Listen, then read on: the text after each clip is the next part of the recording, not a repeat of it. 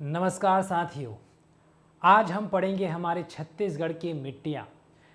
आप सभी को पता है कि हम छत्तीसगढ़ का जो थ्योरी क्लास है उसको टॉपिक वाइज कंप्लीट करते चल रहे हैं और उसी टॉपिक वाइज के आधार पर हम धीरे धीरे रात्रि के समय में एमसीक्यू भी कर रहे हैं। अब कुछ समय रात्रि में हम क्लास जो लेकर आते हैं वो लाइव क्लास भी होता है और रिकॉर्डिंग क्लास भी होता है, लेकिन हमारा टारगेट है कि आपको प्रॉपर हर टॉपिक में एमसीक्यू मिलता रहे।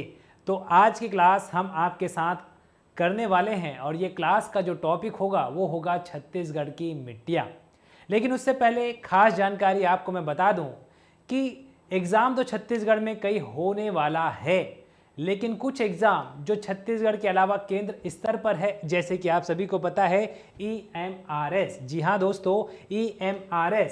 अगर आप इस पर इंटरेस्टेड हैं, हॉस्टल वार्डन के इस EMRS के अंतर्गत ये एक पद है जिस पे अगर हम चर्चा करें तो ये केंद्र स्तर पर है। अब चूंकि छत्तीसगढ़ में कई एग्ज़ाम तो कंटिन्यू हो रहे हैं और आने वाले समय में कई एग्ज़ाम होंगे भी, लेकिन ये एग्ज़ाम जो केंद्र स्तर पर है इसकी भी तैयारी आपको करते रहना है। तो इसकी तैयारी क्यों करना है? तो इसलिए क्योंकि आप ऑलरेडी ये सारे टॉपिक जो इसके अंतर्गत जो इसके सिलेबस में है वो पढ़ रहे हैं, तो क्यों ना इस पर भी आप प्रयास करें।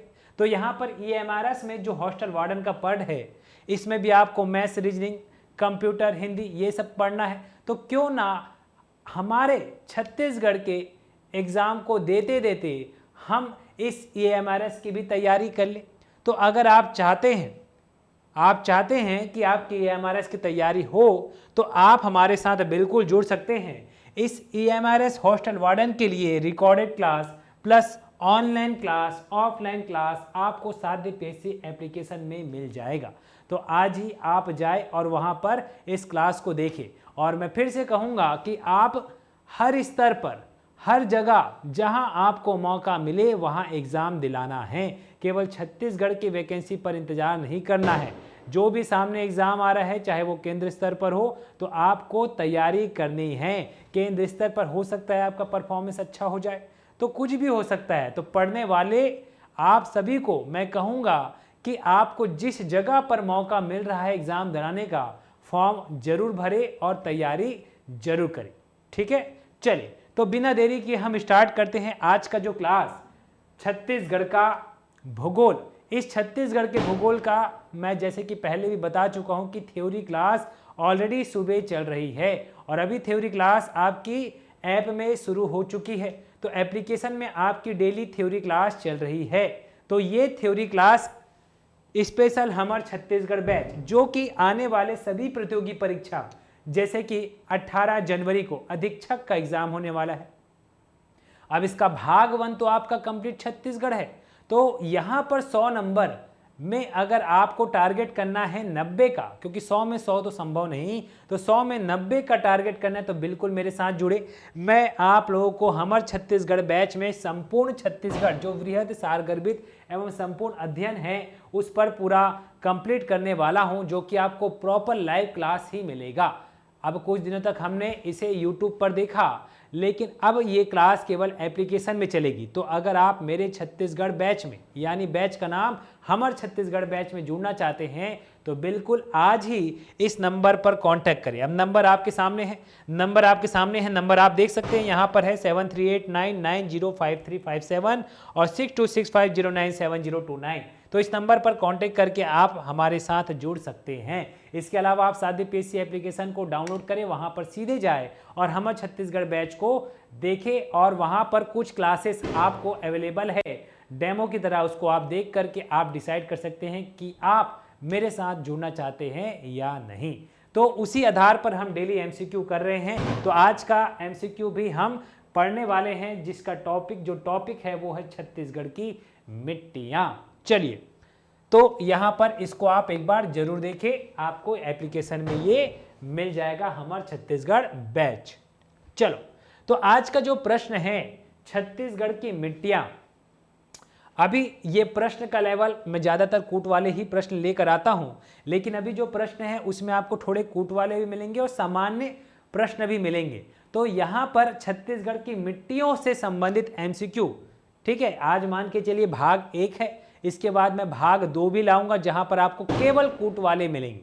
तो आज सामान्य तौर पर सामान्य प्रश्नों पर चर्चा करेंगे, जो सामान्य जानकारी है मिट्टियों का, और इसके बाद थोड़ा सा लेवल को बढ़ाते हुए कूट वाले प्रश्न मैं अगले क्लास में लेकर आऊंगा। तो आज की क्लास में हम छत्तीसगढ़ की मिट्टियों से संबंधित आसान प्रश्न देखेंगे। हालांकि ये प्रश्न आसान नहीं है, अगर ये प्रश्न आपसे बन रहा है तो समझ जाइए कि आपके एग्जाम में भी सारे प्रश्न बनने वाले हैं। ठीक है साथियों, तो चलिए क्वेश्चन नंबर 1 पर फोकस करते हैं। निम्नलिखित का सही मिलान करना है। लाल दोमट मिट्टी नीस एवं ग्रेनाइट चट्टानों से निर्मित है। लेटराइट मिट्टी बेसाल्ट चट्टानों से निर्मित है। कन्हार मिट्टी निक्षालन विधि से निर्मित है। तो यहाँ अगर हम देखें तो जो कन्हार मिट्टी है वो बेसाल्ट युक्त लावा से बना है, ये सबको पता है। तो यहाँ पर कन्हार का मैं बिल्कुल गा का 2 से जोड़ देता हूँ। लेटराइट मिट्टी निक्षालन विधि यानी लीचिंग प्रोसेस से बना है, तो इसको मैं 3 से जोड़ता हूँ। और लाल दोमट मिट्टी, याद रखना लाल दोमट मिट्टी जो है वो आर्कियन चट्टानों का जो रूपांतरित रूप है नीस एवं ग्रेनाइट चट्टानों से निर्मित हुआ है। तो बिल्कुल यहाँ पर 1 3 2, तो ऑप्शन होगा आपका 1 3 2, सी इज करेक्ट आंसर। ठीक है, तो आज की क्लास आप लोगों को जो मैं बता रहा हूं बिल्कुल प्रॉपर आप देखते चले। टॉपिक वाइज हम चल रहे हैं। टॉपिक है छत्तीसगढ़ की मिट्टियां। तो इस क्लास को देखने के बाद आपको बिल्कुल कॉन्फिडेंस आएगा कि अब छत्तीसगढ़ की मिट्टियों से जो भी प्रश्न आए एग्जाम में आपसे बन जाएगा। ठीक है, तो सभी साथियों को गुड इवनिंग, गुड इवनिंग। अब आ जाइए क्वेश्चन नंबर 2 पर। क्वेश्चन नंबर 2, आपका नंबर क्वेश्चन नंबर 2 क्या है? देखो यहां पर जो ऑप्शन लिया, तो यहां पर आप लाल दोमट मिट्टी याद रखिएगा कि नीस एवं ग्रेनाइट बिल्कुल है। लेटराइट मिट्टी जो है निक्षालन प्रक्रिया से बनती है। तो यहां पर ये जो गलत ले लिया है इस पर ना जाए, जो मैंने आपको बताया उस पर फोकस करें। ठीक है, चलिए अगला प्रश्न है, बहुत आसान सा प्रश्न है, फटाफट इसका करेक्ट आंसर दे दो। लाल दोमट मिट्टी का प्रमुख रूप क्या है? प्रमुख रंग क्या है? चलिए भाई, तो सभी लोग चलिए भाई सबका आंसर।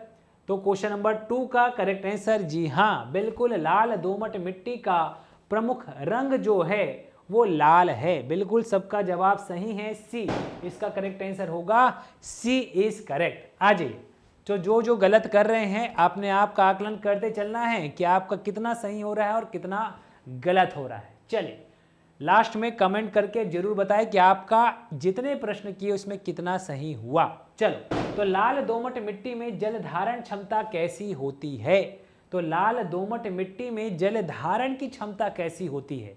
तो लाल दोमट मिट्टी में जल धारण की क्षमता न्यूनतम होती है, मध्यम होती है, अत्यधिक या समान? चलिए, तो सबका आंसर जो भी आ रहा है इसमें करेक्ट आंसर क्या होगा? लाल दोमट मिट्टी। पहले तो मैं ये बता दूं कि लाल दोमट मिट्टी जो है वो बस्तर क्षेत्र की मिट्टी है। अब यहाँ पर लाल बलुई मिलती है और लाल दोमट दंतेवाड़ा और सुकमा क्षेत्र में देखने को मिलती है। यहाँ पर इसमें अगर बात करें तो इसमें रेतीली है ना, रेत की मात्रा टिकरा मिट्टी भी कहलाती है ये। तो यहाँ पर इस मिट्टी में जो जल की धारण क्षमता है ये थोड़ी कम होती है। तो इस हिसाब से आपका करेक्ट आंसर क्या होगा? न्यूनतम होगा। क्यों भाई? तो यहाँ पर इसकी जल धारण क्षमता तो कम है। अब इसमें फसल कौन सी होगी? तो फसल यहाँ पर जो होगी वो आपको मिलेगा मोटे अनाज। मोटे अनाज के लिए जनरली ये लाल दोमट मिट्टियां देखने को मिलती है। ठीक है, तो मोटे अनाज के लिए जानी जाती है लाल दोमट, और जिसमें जल धारण क्षमता न्यूनतम होती है। अगला प्रश्न है, लाल दोमट मिट्टी छत्तीसगढ़ के किन भागों में पाई जाती है? मैंने अभी अभी बताया लाल दोमट मिट्टी जो है हमारे छत्तीसगढ़ में दंतेवाड़ा एवं सुकमा क्षेत्र में पाई जाती है। तो जैसे कि आपको मैंने बताया, आप इस क्लास को देखने के बाद आपके पास एक कॉन्फिडेंस होगा कि हाँ भाई मुझसे मिट्टियों से अब जो भी प्रश्न आए वो बन जाएगा। तो L L B C D, मतलब अल्फाबेट में पहले बी आएगा फिर डी आएगा। तो ये बस्तर का ये निचली हिस्सा है और ये बस्तर संभाग का ऊपरी हिस्सा, और बस्तर के निचले हिस्से में दंतेवाड़ा और सुकमा में एल डी मिलता है और ऊपरी हिस्से में एल बी मिलता है। एल बी का मतलब लाल बलुई मिट्टी और एल डी का मतलब होता है लाल दोमट मिट्टी। तो ये कहाँ मिल रहा है? दंतेवाड़ा और सुकमा में। तो करेक्ट आंसर क्या होगा? बी। बिल्कुल सबका correct answer B is okay है। ठीक है, चलिए सभी को गुड इवनिंग, जय छत्तीसगढ़, जय भारत, राधे राधे। आ जाइए, अगला प्रश्न है क्वेश्चन नंबर 5। लाल दोमट मिट्टी की उपजाऊ शक्ति कैसी है? अब मैंने अभी भी बताया कि बस्तर संभाग की मिट्टी लाल दोमट है। अब दिमाग में सेट हो गया कि लाल दोमट मिट्टी का रंग लाल है। लाल दोमट मिट्टी की जल धारण क्षमता कम है। लाल दोमट मिट्टी सुकमा और दंतेवाड़ा क्षेत्र में पाई जाती है। अब अगला प्रश्न कि इसकी उपजाऊपन कैसी है? तो जैसे कि आपको मैंने बताया कि मोटे अनाज के लिए ये फसल है, तो इसमें बहुत अधिक उपजाऊ तो नहीं होगा, ठीक है, मध्यम में नहीं होगा, अभी या तो कम होगा या अत्यंत अधिक, तो अत्यंत अधिक भी नहीं होगा। तो यहाँ पर स्पष्ट समझ में आ गया कि कम ही होगा। तो यहाँ पर करेक्ट आंसर क्या होगा? आपका बी होगा। तो लाल दोमट मिट्टी जहाँ जिसे स्थानीय नाम पर अगर देखा जाए तो ये टिकरा मिट्टी भी कहलाती है, ठीक है। लाल दोमट मिट्टी जो है बस्तर में जाने वाली मिट्टी, बस्तर में पाए जाने वाली मिट्टी, और इसका FAO के अकॉर्डिंग नेम जो है, फूड एंड एग्रीकल्चर ऑर्गेनाइजेशन के अकॉर्डिंग इसका नाम जो है वो है अल्फी सॉइल, ठीक है। चलिए अगला प्रश्न आ जाइए, लेटराइट मिट्टी का निर्माण किस प्रक्रिया से हुआ? चलो भाई, चलिए सबका आंसर जो भी आ रहा हो, फिलहाल जो करेक्ट आंसर इस प्रश्न का होगा वो ये है कि लीचिंग प्रक्रिया। याद रखिएगा, लेटराइट मिट्टी का निर्माण लीचिंग प्रोसेस से होता है। अब लीचिंग प्रोसेस क्या है? इसी को निक्षालन प्रक्रिया कहा जाता है। ध्यान से देखिएगा, अगर ये मिट्टी ऊपर क्षेत्र में ऐसा रखा हुआ है और इस मिट्टी में मान के चलिए बहुत तेज वर्षा और यहाँ का तापमान, वर्षा तो हो रही है अधिक और तापमान जो है वो बहुत ज़्यादा है, तो ऐसे क्षेत्र में यहाँ पर ये मिट्टी का जो ऊपरी हिस्सा है, कूड़ा कंकड़ पत्थर रेतीली वाला, वो ऊपर रह जाता है और जो मिट्टी का जो चिकना भाग है वो नीचे जा कर के जम जाता है। तो इस आधार पर अगर यहाँ से कोई जल निकलने का नली बना दे और ये जल इस पर आए तो यहाँ पर जो चिकनी मिट्टी है वो नीचे बैठ जाती है और जो पथरीली और जो मुर्मी मिट्टी है ये ऊपर ठहर जाती है। तो ये प्रोसेस लीचिंग प्रोसेस कहलाती है, जिसे हम लेटराइट मिट्टी कहते हैं। तो लेटराइट मिट्टी मुर्मी मिट्टी और भाटा मिट्टी के नाम से भी जानी जाती है, ठीक है। चलो अगला प्रश्न आपके सामने है, लेटराइट मिट्टी का पीएच मान लगभग कितना होता है? अब बात लेटराइट मिट्टी की किया जा रहा है, तो लेटराइट मिट्टी के बारे में सुनना, ये लेटराइट मिट्टी का स्थानीय नाम भाटा मिट्टी है। इसके अलावा इसे हम, है ना, भाटा के अलावा मुर्मी भी कहते हैं और FAO के अकॉर्डिंग लेटराइट मिट्टी को अल्टी सॉइल भी कहा जाता है। इसका पीएच मान, तो जिसका नाम ल से शुरू होगा सारे मिट्टियां अम्लीय ही होंगे। तो ल से लाल पीली, लाल बलुई, लाल दोमट, लेटराइट सब अम्लीय प्रकृति की होती हैं। तो अम्लीय के आधार पर आप देख के बता सकते हो कि अम्लीय के आधार पर इसका जो पीएच मान है वो 5.2 है। तो 5.2 इसका पीएच मान आप याद रखिएगा लेटराइट मिट्टी का, ठीक। चलो अगला प्रश्न है, लेटराइट मिट्टी में कौन सा तत्व अधिक पाया जाता है? चलो देख लेते हैं, लेटराइट मिट्टी में जो तत्व अधिक पाया जाता है वो क्या है? तो लेटराइट मिट्टी मैंने बताया कि बेसाल्ट युक्त लावा से निर्मित मिट्टी है और ये लेटराइट मिट्टी में थोड़ा सा लेटराइट ला से लोहे की मात्रा मिलेगी, बिल्कुल। इसमें आपको बॉक्साइट की मात्रा देखने को मिलती है, तो बॉक्साइट से ही हमको एल्यूमिनियम प्राप्ति होती है। तो कहीं ना कहीं आप देखोगे तो इसका करेक्ट आंसर आयरन एवं एल्यूमिनियम होगा। तो लेटराइट मिट्टी में कौन सा तत्व अधिक पाया जाता है? तो आयरन एवं एल्यूमिनियम का तत्व अधिक पाया जाता है। क्वेश्चन नंबर 8 का करेक्ट आंसर होगा बी। चलिए अगला प्रश्न, लेटराइट मिट्टी में कौन सी फसल उपयुक्त है? लेटराइट मिट्टी में कौन सी फसल उपयुक्त है? गेहूं, कपास, चाय, आलू, टमाटर या मक्का? तो लेटराइट मिट्टी, ध्यान से सुनना, इसके बारे में मैंने अभी तक बताया, उसको फिर से रिपीट कर दूं। लेटराइट मिट्टी जो कि अम्लीय प्रकृति की होती है, ये लेटराइट मिट्टी जो है कहाँ देखने को मिलती है? तो जसपुर सामरी पाट प्रदेश तरफ देखने को मिलती है। ये लेटराइट मिट्टी जो है वो बागवानी फसलों के लिए उपयुक्त होती है। ये लीचिंग प्रोसेस से बनती है। इसमें बागवानी फसलों में चाय, आलू, टमाटर आदि फसलें देखने को मिलती है। तो लेटराइट मिट्टी का जो स्थानीय नाम है वो भाटा मिट्टी भी है। भाटा के अलावा मुर्मी भी कहलाती है और अल्टी सॉइल भी कहलाती है। तो मैं यहाँ पर लिख दूँ ताकि आपके दिमाग में बैठ जाए, भाटा, मुरमी और अल्टी सॉइल इसी मिट्टी को कहा जाता है। तो अल्टी पल्टी से याद रखना, लेटते हैं आप, आराम करते हैं तो लेटोगे तो अल्टी पल्टी करोगे, ठीक। तो अल्टी सॉइल, तो करेक्ट आंसर क्या होगा इसका? सी होगा। चलो अगला प्रश्न, लेटराइट मिट्टी का उपयोग किस निर्माण कार्य में किया जाता है? तो लेटराइट मिट्टी जो होती है, ठीक है, वो ठोस होती है, कहीं ना कहीं इसका निर्माण, इसका जो उपयोग है वो भवन एवं ईंट निर्माण में होती है। तो लेटराइट मिट्टी कठोर, मुरमी, तो ये भवन और ईंट निर्माण में इसका प्रयोग होता है। इस बात को भी आप जरूर याद रखिएगा, ठीक है। चलिए आपके सामने है अगला प्रश्न। तो बुलेट ट्रेन की तरह मैं गाड़ी भगा रहा हूं, इसलिए क्योंकि हमको अब है ना स्पीड से भी चलना है और टॉपिक भी खत्म करते चलना है, ताकि आपको हम बाद में रिवीजन का भी मौका दे सके। बिल्कुल ये सारी चीज़ों का रिवीजन भी करेंगे और टॉपिक वाइज हम कंप्लीट फास्ट करते भी चलेंगे। तो आपको बुलेट गाड़ी पे बैठना है, मतलब बुलेट ट्रेन पे बैठना है। अब बुलेट गाड़ी मतलब बुलेट बाइक मत समझना, बुलेट ट्रेन की स्पीड से हमको भागना है। तो भवन एवं ईंट निर्माण में इस मिट्टी का उपयोग। चलो प्रश्न आसान सा है, फटाफट इसका कमेंट करके आप आंसर बताएंगे। निम्नलिखित का सही मिलान कीजिए। काली मिट्टी, डोरसा मिट्टी, भर्री मिट्टी। तो ध्यान से सुनिएगा, जो काली मिट्टी है, ये जो काली मिट्टी है ये किससे बनती है? तो याद रखना ये बेसाल्ट युक्त लावा से निर्मित है। तो बिल्कुल करेक्ट होगा पहले का पहला, डोरसा मिट्टी और भर्री मिट्टी। चलो भाई, तो डोरसा मिट्टी जो है अगर आप देखोगे तो डोरसा मिट्टी जो है वो मटासी और किससे बनी है? मटासी और काली मिट्टी से निर्मित है।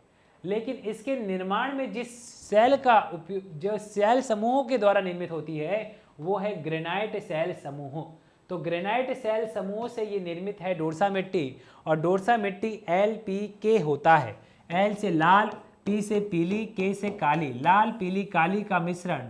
और L पीली को हम कहते हैं मटासी और काली को कहते हैं कन्हार। तो कन्हार और मटासी का मिश्रण ही डोरसा कहलाता है। तो याद रखिएगा डोरसा मिट्टी, ठीक है। तो डोरसा मिट्टी में छत्तीसगढ़ में बहुत सारे क्षेत्र आ जाते हैं, जिसके अंतर्गत छत्तीसगढ़ में बहुत ज़्यादा कृषि होती है। तो डोरसा मिट्टी ज़्यादातर धान की फसलों के लिए ज़्यादा फायदेमंद होती है, ठीक है।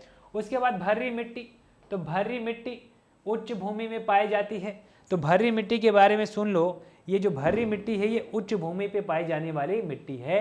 तो बिल्कुल इसका तीसरा, तो 1, 2, 3 ऑप्शन होगा, 1, 2, 3 करेक्ट आंसर, ठीक है। चलिए अगला प्रश्न है, काली मिट्टी का निर्माण किससे हुआ? तो मैंने अभी भी बताया, बेसाल्ट सेल समूह, बेसाल्ट युक्त लावा से इस काली मिट्टी का निर्माण होता है।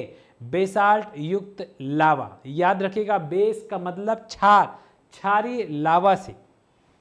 चलो अगला प्रश्न, काली मिट्टी का रंग कैसा होता है? अब काली मिट्टी का रंग कैसा होता है देख के समझ में आ रहा होगा, हल्का पीला तो नहीं होता, लाल भी नहीं होता, काला भी नहीं होता, धूसर भी नहीं होता, ऐसे नहीं बोल सकते। अब काला तो दिख ही रहा है, तो काला होता है जी। मेरे साथ चल रहे हैं तो मेरी बातों को थोड़ा ध्यान से सुनना। काली मिट्टी काले रंग की ही होती है, ऐसे मत बोल देना कि नहीं होती, ठीक है।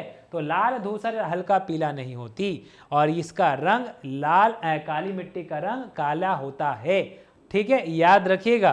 तो ये सर्वाधिक उपजाऊ मिट्टी है, ठीक है, उच्च भूमि में पाई जाती है, ठीक है। इसी को हम भर्री मिट्टी भी कहते हैं। जैसे कि अभी मैंने पिछला प्रश्न जो आया था उसमें यहाँ पर पूछा है, ये पूछा है, कहाँ गया प्रश्न, ये देखो, ये काली मिट्टी बेसाल्ट सेल से समूह है। अब ये भर्री मिट्टी जो दिख रही है, तो भर्री मिट्टी काली मिट्टी को ही कहा जाता है, भर्री मिट्टी रेगुर मिट्टी को ही कहा जाता है। तो भर्री मिट्टी हो चाहे काली मिट्टी हो, ये उच्च भूमि में पाई जाने वाली मिट्टी है, ओके है।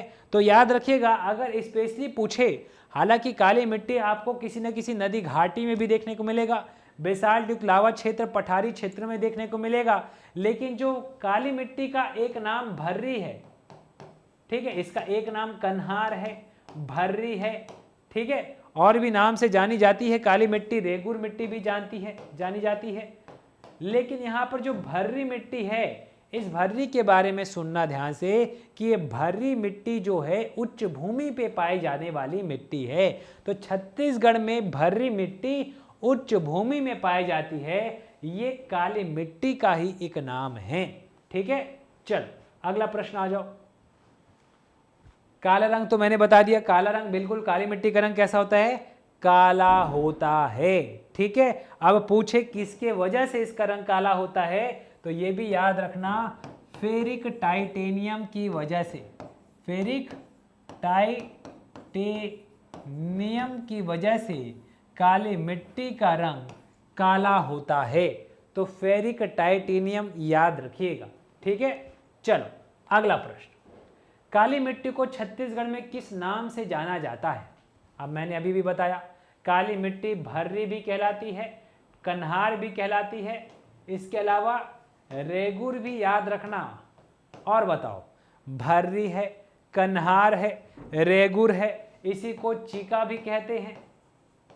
चिका, चिकनी मिट्टी चिका कहलाती है, और एक नाम गभार। तो इतने सारे नाम हैं इस काली मिट्टी के। इसके अलावा ध्यान से सुनना, FAO के अकॉर्डिंग, FAO के according, food and agriculture organisation के अकॉर्डिंग, इस मिट्टी को हम वर्टी सॉइल भी कहते हैं। तो वर्टी सॉइल भी याद रखना। ठीक है, इसके अलावा इसको हम जूते हुए खेत की मिट्टी भी कहते हैं, तो ये भी याद रखना, जूते हुए खेत की मिट्टी भी कहलाती है, जूते हुए खेत की मिट्टी भी कहलाती है। तो वर्टी सॉइल याद रखेगा, जूते हुए खेत की मिट्टी। ओके, तो क्वेश्चन नंबर 14 का करेक्ट आंसर क्या होगा, बी होगा। अगला प्रश्न आ जाते हैं, काली मिट्टी की जल धारण क्षमता। भाई काली मिट्टी की जब भी बात करें तो काली मिट्टी की जो जल धारण क्षमता होती है वो सर्वाधिक होती है। अगर हम देखें तो सबसे ज्यादा किसकी होती है पूछे तो काली मिट्टी में ही याद रखना बहुत अधिक जल धारण क्षमता होती है। तो काली मिट्टी आप सब जानते हैं, आप सब ने देखा होगा, काली मिट्टी बहुत ही चिकनी होती है, इसमें जल धारण क्षमता बहुत अधिक होती है। काली मिट्टी ज़्यादातर गेहूं की फसलों के लिए, चना की फसलों के लिए, सोयाबीन की फसलों के लिए, कपास की फसलों के लिए, गन्ना की फसलों के लिए उपयोगी होती है। तो काली मिट्टी बहुत इंपॉर्टेंट। ज़्यादातर काली मिट्टी का जो हिस्सा है वो हमको यहाँ छत्तीसगढ़ में अगर देखोगे तो ये मैकल श्रेणी, राजनांदगांव, मुंगेली, कबीरधाम, बेमेतरा क्षेत्र में देखने को मिलता है। इसके अलावा थोड़ा सा पहाड़ प्रदेशों में भी देखने को मिलता है। तो काली मिट्टी याद रखिएगा। क्वेश्चन नंबर 15 का करेक्ट आंसर होगा बी। चलिए आगे बढ़ते हैं। छत्तीसगढ़ में काली मिट्टी का सर्वाधिक क्षेत्र किस घाटी में है? चलो, तो छत्तीसगढ़ में काली मिट्टी का क्षेत्र किस घाटी में है? मैंने अभी भी बताया कि ये मैकल श्रेणी में, मुंगेली में, बेमेतरा में और राजनांदगांव में, ये 3 जगह पर देखने को ज़्यादा मिलेगा। तो 16 का करेक्ट आंसर होगा मुंगेली, बेमेतरा और राजनांदगांव क्षेत्र, जहां पर आपको काली मिट्टी देखने को मिलती है। ठीक है, इसके अलावा और भी क्षेत्र में हैं, लेकिन हमारे छत्तीसगढ़ में याद रखिएगा लगभग 8 से 10% तक काली मिट्टी की आपको मात्रा देखने को मिलेगी। ठीक है, ओके, चले आगे। चलिए, तो यहाँ पर काली मिट्टी बहुत ही उपयोगी है, याद रखना। नदी घाटियों में पाई जाती है, चिल्फी घाटियों में पाई जाती है, ज़्यादातर ये है ना पूरी बघेलखंड वाला हिस्सा वहाँ पे भी थोड़ी बहुत पाई जाती है। पहाड़ प्रदेशों में भी काली मिट्टी देखने को मिलती है। बेसाल्ट युक्त लावा से इसका निर्माण हुआ है। इसका स्थानीय नाम रेगुर मिट्टी है, कन्हार मिट्टी है, भर्री मिट्टी है, गभार मिट्टी है, चिका मिट्टी है। इसके अलावा इसका FAO के अकॉर्डिंग इसका नाम वर्टी सॉइल भी है। इतना सारी चीज़ें आपको याद रखना है। ठीक है, तो काली मिट्टी एक्चुअल में देखोगे तो बहुत ही मुलायम, बहुत ही चिकनी होती है। ठीक है, और थोड़ा डीप में जाके देखोगे तो काली की जगह गहरी भूरी होती है। तो इतनी जानकारी आपके लिए याद रखिएगा। चलिए अगला प्रश्न, काली मिट्टी में प्रमुख रूप से कौन सी रबी फसल ली जाती है? तो यहाँ पर अगर देखोगे तो काली मिट्टी में गन्ने की फसल है ना, गेहूं की फसल भी होती है, चने की भी होती है है ना। अब धान और ज्वार का तो नहीं बोलेंगे अब, लेकिन ऑप्शन के हिसाब से यहाँ गेहूं और चना दोनों आएगा। अब प्रमुख रूप से अब दोनों में अगर देखोगे तो चने को ज़्यादा इंपॉर्टेंस देंगे, हालांकि गेहूं और चना इसका दोनों करेक्ट आंसर होगा। तो यहाँ पर अगर आपको एक ऑप्शन लेने की बात कहे तो यहाँ पर डी करेक्ट ले सकते हो, बाकी काली मिट्टी में गेहूं चना दोनों आएगा इसका करेक्ट आंसर। ठीक है, चले आगे। तो गेहूं के लिए, गन्ना के लिए, ये रबी फसलों के लिए ज़्यादा उपयोगी है काली मिट्टी। चल अगला क्वेश्चन, डोरसा मिट्टी में मुख्य रूप से कौन सी फसल ली जाती है? तो मैं बता दूं कि डोरसा मिट्टी जो मिश्रण है वो लपक, लपक मतलब Lp+K, लपक मतलब ये, तो लपक ल से L, P से P, K से K, लाल मिट्टी, पीली मिट्टी, काली मिट्टी का एक मिश्रण है। डोरसा मिट्टी याद रखना प्रदेश की 30% कृषि डोरसा मिट्टी में की जाती है। तो प्रदेश में 30% कृषि किस मिट्टी में की जाती है? डोरसा। याद रखिएगा प्रदेश में 30% कृषि डोरसा मिट्टी में की जाती है। तो सभी कमेंट करके फटाफट बताना है यहाँ पर ये जानकारी आपको है कि नहीं। तो याद रखिएगा प्रदेश में जितनी भी कृषि होती है उसका 30% कृषि डोरसा मिट्टी में होती है। ठीक है, चले आगे। चलिए, तो प्रदेश की ये बहुत ही महत्वपूर्ण मिट्टी है। अगर आप देखोगे लाल पीली मिट्टी है, काली मिट्टी है, तो तीसरी महत्वपूर्ण मिट्टी में इस डोरसा का नाम आता है। तो प्रदेश की तीसरी महत्वपूर्ण मिट्टी का नाम क्या है? कभी प्रश्न पूछे तो याद रखिएगा डोरसा मिट्टी है। चलो आगे बढ़ते हैं।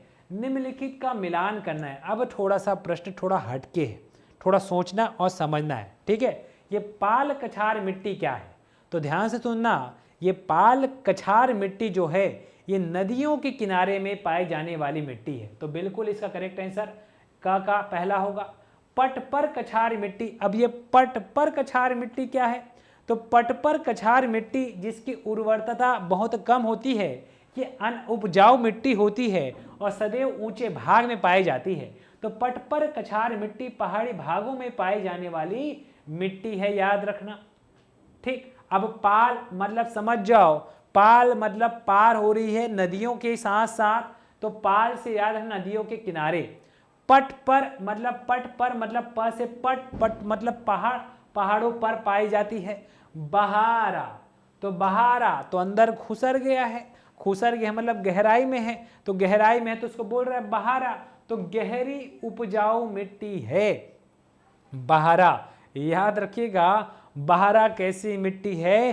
तो गहरी उपजाऊ मिट्टी है। अगर उच्च से निम्न के क्रम को अगर जमाया जाए तो टीसी लेके घर से बहारा, ऐसा मैंने याद कराया, टीसी लेके घर से बहारा। तो ये टी से टिकरा मिट्टी बताया था, सी से छाबर मिट्टी है, ग से गभा गाद गाभर है ना।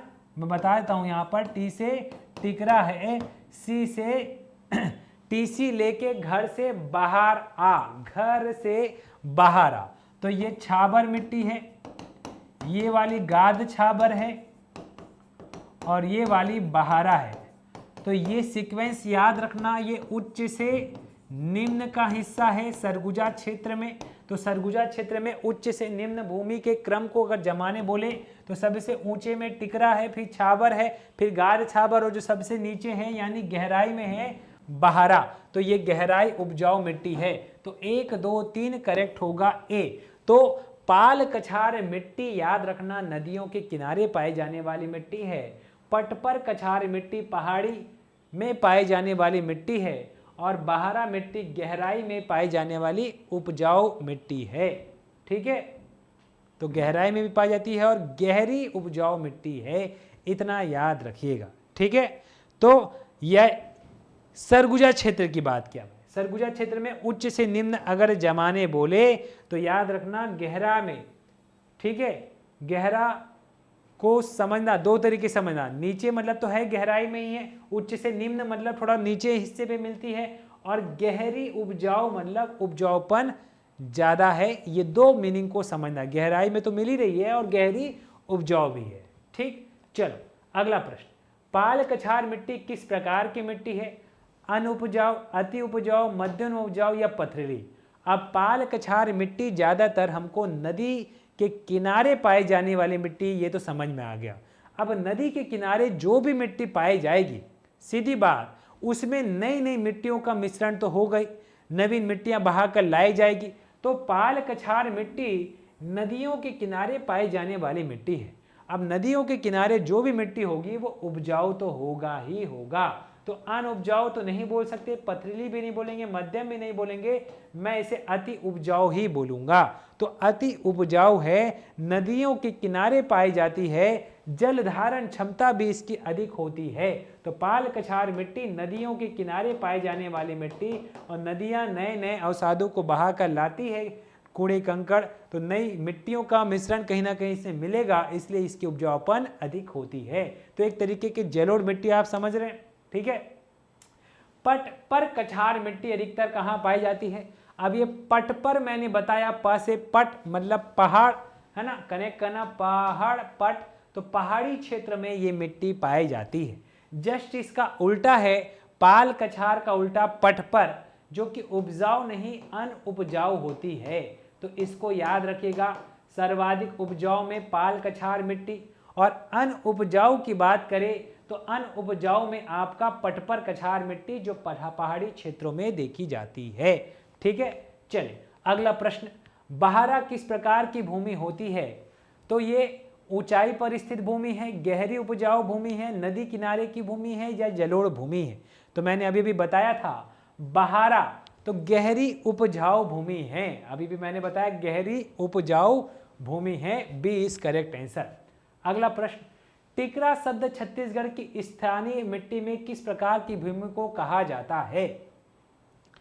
टिकरा शब्द, तो टिकरा शब्द जो है छत्तीसगढ़ की स्थानीय मिट्टी में किस प्रकार की भूमि को कहा गया है? तो ऊंची भूमि को, मध्यम भूमि को, गहरी भूमि को, या पथरीली भूमि को? तो टिकरा, तो आपको बता दूं कि बस्तर का जो उच्च से निम्न का क्रम का जो मिट्टियां पाई जाती है, उसमें एक नाम है टिकरा, ठीक है। अब टिकरा को थोड़ा सा देखोगे तो वहां पर बस्तर क्षेत्र में आपको MT MG, ये याद रखना, MT MG, M से याद रखिएगा मरहान, T से याद रखिएगा टिकरा, और मा से याद रखिएगा माल, और जी से याद रखिएगा गभार। तो यहाँ पर टिकरा शब्द छत्तीसगढ़ की स्थानीय मिट्टी में किस प्रकार की भूमि को कहा गया है? तो ऊंची भूमि, मध्यम भूमि, गहरी भूमि, या पथरीली भूमि? तो ये थोड़ी ऊंची भूमि को कहा गया है। तो इसका करेक्ट आंसर क्या होगा? ए होगा, ठीक है। अगर सरगुजा क्षेत्र में जाओगे तो वहां पर टिकरा मिट्टी सबसे ऊंचा में दिखेगा। तो टीसी लेके घर से बाहर आ, एक ये क्रम मैंने बताया, और एक क्रम ये बताया MT MG, तो उच्च से निम्न का क्रम है। तो ये सरगुजा क्षेत्र का हिस्सा है जहां पर उच्च भूमि में टिकरा मिट्टी, और ये बस्तर क्रम का भूमि है जहां पर उच्च से निम्न में टिकरा दूसरे नंबर पर है। तो कहीं ना कहीं टिकरा छत्तीसगढ़ में उच्च भूमि पर पाई जाने वाली मिट्टी है, याद रखिएगा, ठीक है।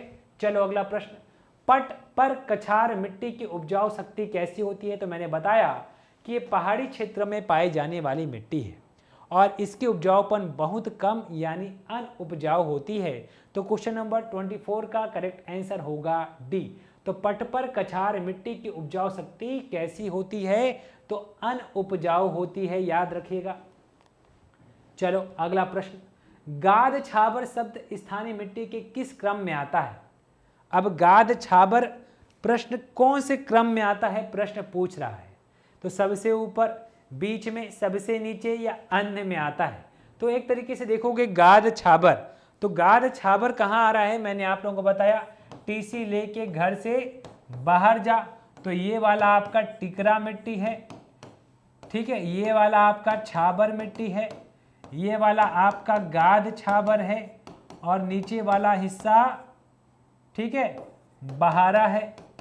तो यहाँ पर ये शब्द स्थानीय मिट्टी के किस क्रम में आता है? तो उच्च से निम्न के क्रम में। अगर देखोगे तो सबसे ऊपर तो नहीं आ रहा, सबसे नीचे भी नहीं आ रहा, अब अन्य में कैसे आएगा? तो अन्य में भी नहीं, ये बीच में ही है। तो बीच में इसका नाम आ रहा है, ना ऊपर ना नीचे, बीच में इसका नाम है। तो उस हिसाब से इसका करेक्ट आंसर बी होगा। ओके, चलो आगे। आगे बढ़ते हैं। छत्तीसगढ़ की सर्वाधिक मिट्टियां कौन सी है? लाल और बलुई है, पाल कछार, पटपर कछार, काली और रेतीली, पीली और दोमट। तो सर्वाधिक मिट्टी मतलब सर्वाधिक क्षेत्र में जिसका विस्तार है, तो लाल और बलुई मिट्टी को अगर आप देखोगे तो ये थोड़ा सा सर्वाधिक क्षेत्र में देखने को मिलेगा। ठीक है, छत्तीसगढ़ की सर्वाधिक मिट्टियां कौन सी है? तो लाल बलुई मिट्टी, पाल कछार, पटपर कछार थोड़ा कम है, काली भी कम है, पीली और दोमट मिट्टी भी कम है। तो इन चारों ऑप्शन में आपका करेक्ट आंसर ए ही होगा।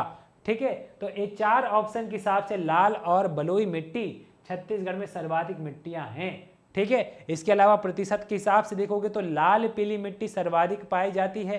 ठीक है, छत्तीसगढ़ में सर्वाधिक लाल पीली मिट्टी पाई जाती है, उसके बाद लाल बलुई, फिर लाल दोमट।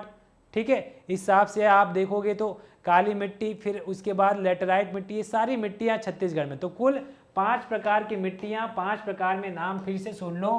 लाल पीली है, लाल बलुई है, लाल दोमट है, लेटराइट है और काली मिट्टी है।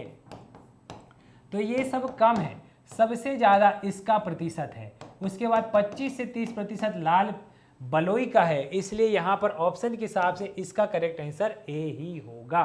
ठीक है, 55 से 60% आपका लाल पीली है ना, तो यहाँ पर ऑप्शन के हिसाब से ए करेक्ट होगा। अगला प्रश्न है, छत्तीसगढ़ के मैदानी क्षेत्र की मिट्टियों को उनके स्थानीय नाम से मिलाइए। छत्तीसगढ़ के मैदानी क्षेत्र की मिट्टियों का स्थानीय नाम, तो लेटराइट को ही मुरमी कहते हैं, लाल पीली को मटासी और काली को कन्हार। अब याद हो गया, अब आसान सा लग रहा होगा, 2, 1, 3 करेक्ट आंसर ए। अब चीज़ें याद हो रही है आप लोगों को। तो क्वेश्चंस को समझना है, टॉपिक वाइज हमको चलना है और चीज़ों को आज क्लास में ही याद कर लेना है। अगर ये प्रश्न आपसे याद हो रहे हैं, बन रहे हैं, तो समझ जाओ कि एग्ज़ाम आपका शानदार जाने वाला है। तो प्रश्न का ये जो तौर है जो मैं अभी लाया हूँ, ठीक है, यहाँ पर थोड़ा इजी भी है, टफ भी है, लेकिन इसी प्रश्नों को मैं कूट में लेकर अगली क्लास में आऊँगा। तो मिट्टियों से संबंधित कूट वाले प्रश्न भी मैं लेकर आऊँगा। ठीक है, चलिए अगला प्रश्न, ये भी कूट जैसा है लेकिन प्रश्न का लेवल अभी एवरेज है। मिट्टियों का उनके वैज्ञानिक नाम से जोड़ना है, सॉइल ऑर्डर FAO के अकॉर्डिंग क्या नाम? तो लाल पीली मिट्टी का मटासी कहते हैं, और मटासी से मटका, और मटका सेफ नहीं इन सेफ है, तो इन सेफ से इंसेप्टी सॉइल याद रखना तरीका है, ट्रिक है। काली मिट्टी गड्ढा गड्ढा हो जाता है जब वो सूख जाती है, और गड्ढा गड्ढा मतलब गहराई, सीधा सीधा ऊर्ध्वाधर, ऊर्ध्वाधर मतलब वर्टिकल, वर्टिकल मतलब वर्टी सॉइल याद रखना। और लेटराइट मिट्टी मतलब लेटे तो कभी इधर पलटे तो कभी इधर करवट पलटे, तो अल्टी पलटी लेटने के बाद तो अल्टी सॉइल। तो यहाँ अल्फी सॉइल लिखा गया है, ये एक्चुअल में क्या है, ये अल्टी सॉइल होना चाहिए। अल्टी सॉइल टाइप मिस्टेक, टाइप ही मिस्टेक, तो अल्टी सॉइल होगा। तो ये 1, 2, 3 के हिसाब से करेक्ट होगा ए। अब ये अल्फी सॉइल बोल दिया, तो अल्फी सॉइल लाल बलुई और लाल दोमट को कहा जाता है, बाकी लेटराइट को अल्टी सॉइल कहते हैं। इसको देख लेना, सुधार लेना। ठीक है, चले आगे। चलो अगला प्रश्न आपके सामने, बस्तर का पठार क्षेत्र में पाए जाने वाली मिट्टियां का सही युग्म पहचाने। तो बस्तर के पठार में खुरदुरी रेत मिट्टी को ही मरहान कहते हैं, रेतीली दोमट मिट्टी को अल्फी सॉइल कहते हैं। मतलब ये 1 और 2 दोनों सही हैं, ऑप्शन ए होगा। थोड़ा इसमें ऑप्शन शायद ज़्यादा था, ठीक है, टाइपिंग मिस्टेक। तो यहाँ पर ऑप्शन के हिसाब से तो 1 और 2 सही है, अब और ऑप्शन होता तो हम सही लगाते। अब ऑप्शन के हिसाब से तो ये भी सही होगा, ये भी सही होगा, तो उस हिसाब से आपका ये प्रश्न विलोपित होगा। लेकिन यहाँ पर कुछ छूट गया है, एक ठोक और था, 1, 2, 3 अब छूट गया होगा। ठीक है, कोई बात नहीं। तो यहाँ पर खरदूरी रेत बोले तो समझ जाना मरहान को बोल रहा है। खरदूरी रेत मतलब मरहान, और रेतीली दोमट को ही हम अल्फी सॉइल कहते हैं। तो ये और ये दोनों सही, आपको जो सही लगे लगा दो। ठीक, चलिए अगला प्रश्न, निम्न में कौन सा युग्म असंगत है? असंगत युग्म की पहचान करनी है। तो लेटराइट, अब यहाँ पर याद हो जाना चाहिए आपको, जितना हमने अभी पढ़ा सब याद हो जाना चाहिए। तो लेटराइट मिट्टी, लेटराइट मतलब लेटा अल्टी, अल्टी से पलटी, तो अल्टी और एंटी, ये मिट्टी का नाम याद रखना। अल्टी सॉइल बोलूं या एंटी सॉइल बोलूं, इसका करेक्ट आंसर ये बिल्कुल मिलान है। तो असंगत पूछ रहा है, तो यहाँ पर असंगत के हिसाब से तो गड़बड़ है। तो यहाँ पर हमको तो ये समझना है कि कौन सा संगत है। तो रेतीली दोमट मिट्टी एल्टी सॉइल नहीं है, असंगत है। काली मिट्टी वर्टी सॉइल कहलाती है। लाल पीली मिट्टी इनसेप्टी सॉइल कहलाती है। लेटराइट मिट्टी अल्टी सॉइल, तो ये भी असंगत है। अब रेतीली दोमट मिट्टी एंटी सॉइल है नहीं, ठीक है। तो कहीं ना कहीं यहाँ पर थोड़ा सा गड़बड़ फिर से। तो रेतीली दोमट मिट्टी को याद रखना, ये अल्फी सॉइल कहलाती है, अल्फी सॉइल। तो ये वाला भी असंगत है, ये वाला भी असंगत है। तो ऑप्शन के हिसाब से 2 असंगत हैं और 2 सही हैं। तो याद रख लो, लेटराइट मिट्टी को हम अल्टी सॉइल कहते हैं, अल्टी सॉइल, और रेतीली को अल्फी सॉइल कहते हैं। बाकी लाल पीली इंसेप्टी सॉइल, काली वर्टी सॉइल, ओके। तो करेक्ट आंसर यहाँ पर फिर से असंगत में 2 आंसर आ गया। विलोपित करना है तो कर दो जी। बाकी विलोपित हो रहा है, थोड़ा टाइपिंग मिस्टेक। बाकी जो मैं पढ़ा रहा हूँ वो याद हो रहा है कि नहीं, ये आप मुझे बताइए, ठीक है। आपको चीज़ें को कनेक्ट करना है और याद करना है। इस क्लास में जितना भी पढ़ाया जा रहा है, आपके एग्ज़ाम पॉइंट ऑफ व्यू को देखते हुए ही पढ़ाया जा रहा है। जो भी एग्ज़ाम सामने आप देने वाले हो, चाहे वो अधीक्षक का हो, चाहे वो एक आने वाले असिस्टेंट प्रोफेसर का हो, चाहे वो सीजीपीएससी या व्यापम या आमीन पटवारी का हो, सभी प्रतियोगी परीक्षा के हिसाब से ये प्रश्न हैं। आप बस देखते चले और अपना रिवीजन बेहतर करें, ठीक है। चलिए अगला।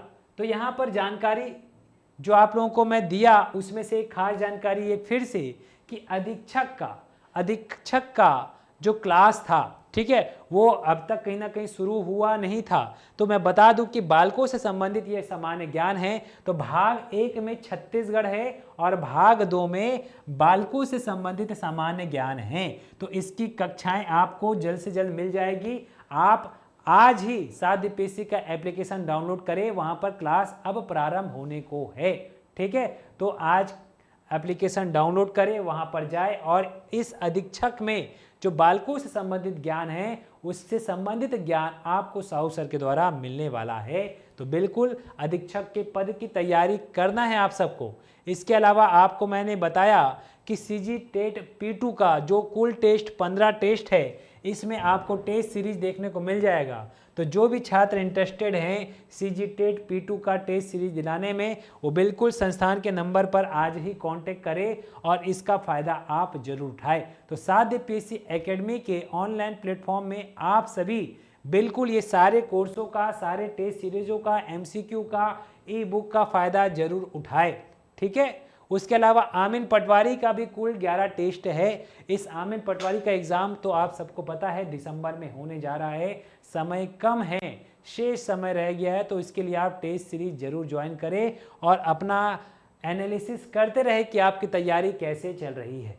बाकी आमीन पटवारी में छत्तीसगढ़ का वेटेज, हालांकि छत्तीसगढ़ का सिलेबस को थोड़ा शॉर्ट कर दिया गया है, लेकिन प्रश्न सामान्य ज्ञान में 30 नंबर का आएगा, जिसमें छत्तीसगढ़ कुछ नहीं तो 10 से 15 प्रश्न उसमें भी देखने को मिलेगा। इसलिए आप तैयारी अपनी बेहतर करें। छत्तीसगढ़ एक ऐसा विषय है जो आपको हर प्रतियोगी परीक्षा में देखने को मिलेगा, एक खास है ना वेटेज के साथ। तो इसलिए आप छत्तीसगढ़ को हल्के में ना लें। बाकी छत्तीसगढ़ का हमार छत्तीसगढ़ बैच हमारे द्वारा चलाया जा रहा है, उसको भी आप देखें, जिसका टारगेट आने वाले अधीक्षक असिस्टेंट प्रोफेसर को देखते हुए किया जा रहा है। तो साथियों, आज की क्लास को हम यहीं तक रखेंगे। जितना भी मैंने मिट्टियों से संबंधित आपको जानकारी दिया, ये आपके सामान्य जानकारी था। अब इसी मिट्टियों से संबंधित कुछ प्रश्न थोड़े जो कूट वाले रहेंगे, थोड़ा लेवल ऊपर रहेगा। हालांकि यही सब प्रश्न हैं, लेकिन थोड़ा सा लेवल बढ़ता हुआ दिखेगा, वो मैं अगली क्लास में लेकर आऊँगा। तो वीडियो आपको अगर अच्छी लगी हो तो लाइक और शेयर जरूर करें, ठीक है साथियों। चलिए, तो बिल्कुल जो भी समस्या है आपका हमको कमेंट करके बताएं, आपका कमेंट हम जरूर देखेंगे। साथ ही साथ क्लास अच्छा लगा हो तो लास्ट में ज़रूर कमेंट करें कि क्लास कैसा लगा। अगर क्लास वास्तव में अच्छा लगा तो बिल्कुल हमें कमेंट करके बताएं, और आप चाहते हैं कि मैं डेली रात्रि को जुड़ते रहूं तो बिल्कुल आपके लिए मैं डेली MCQ लेकर आऊँगा। अब ये क्लासेस बिल्कुल आपको कभी लाइव मिलेगी तो कभी रिकॉर्डिंग, लेकिन एकदम फ्रेश क्लास मिलेगा। ये नहीं कि पुरानी क्लास है तो ये क्लास अभी लिया ही क्लास है। भले कभी कभी रात्रि में समय ना मिलने से हम क्लास को रिकॉर्ड कर देते हैं और अपलोड कर देते, तो क्लास एकदम है ना न्यू क्लास है। न्यू क्लास के हिसाब से, नए आंकड़ों के हिसाब से, नए चीज़ों के हिसाब से आपको पढ़ाया जा रहा है। तो बिल्कुल आप सभी डेली मेरे साथ रात्रि में जुड़े। रात्रि के 9 से 10 हम डेली आपके लिए MCQ लेकर आते रहेंगे। ठीक है साथियों, तो आज के वीडियो को आपको लाइक करना है और कमेंट में आपको बताना है कि क्लास कैसी लगी। अगर क्लास अच्छी लगी तो बिल्कुल इस वीडियो को ज़्यादा से ज़्यादा शेयर करें। धन्यवाद। राधे राधे।